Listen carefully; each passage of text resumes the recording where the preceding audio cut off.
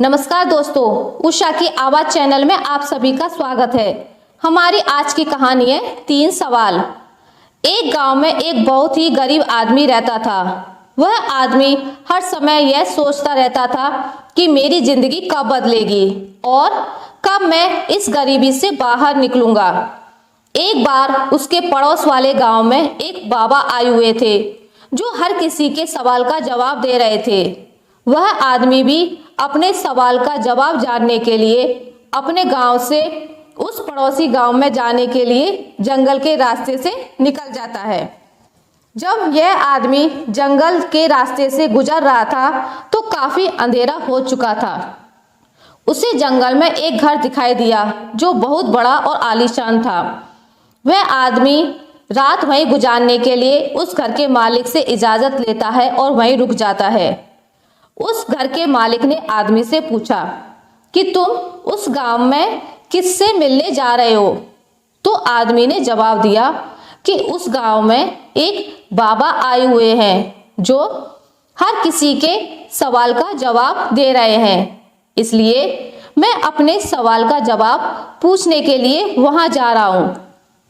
यह सुनने के बाद घर के मालिक ने कहा, तुम उन बाबा से मेरा भी एक सवाल पूछना कि मेरी बेटी 20 साल की है और वह गूंगी है। तुम उन बाबा से पूछना कि वो कब बोलना शुरू करेगी। उस आदमी ने घर के मालिक को हाँ कहा और अगली सुबह वो वहां से निकल गया। रास्ते में चलते चलते उसे एक बूढ़ा आदमी मिला जिसके हाथ में एक जादू की छड़ी थी। उस बूढ़े जादूगर ने आदमी से पूछा, तुम कहाँ जा रहे हो? आदमी ने कहा, मैं बगल के गांव में जा रहा हूँ। वहां पर एक बाबा आए हुए हैं जो सबके सवालों का जवाब दे रहे हैं और मैं अपने सवाल का जवाब पूछने के लिए वहां जा रहा हूँ। उस बूढ़े जादूगर ने कहा, तुम उन बाबा से मेरा भी एक सवाल पूछना कि मैं स्वर्ग कब जाऊंगा। वह आदमी हाँ कहकर वहां से चल दिया। थोड़ी दूर जाने के बाद उस आदमी को एक बड़ा सा कछुआ दिखा जो ड्रैगन बनने की कोशिश कर रहा था। कछुआ ने आदमी से पूछा, तुम कहाँ जा रहे हो?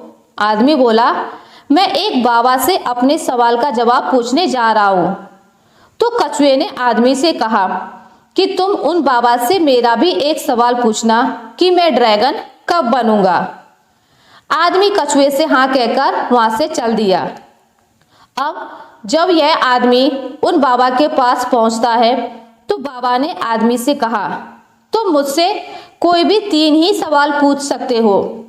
अब आदमी सोच में पड़ गया कि अब मैं अपना सवाल पूछूं या फिर उन तीनों का। आदमी ने सोचा कि मेरा सवाल तो ये था कि मैं गरीबी से बाहर कब निकलूंगा। उसने सोचा, मेरी समस्या तो बहुत छोटी है, मैं उन तीनों के ही सवाल पूछ लेता हूँ। आदमी ने कछुए का सवाल बाबा से पूछा। बाबा ने कहा, जब वो अपने कवच से बाहर निकलेगा तब वह ड्रैगन बन जाएगा।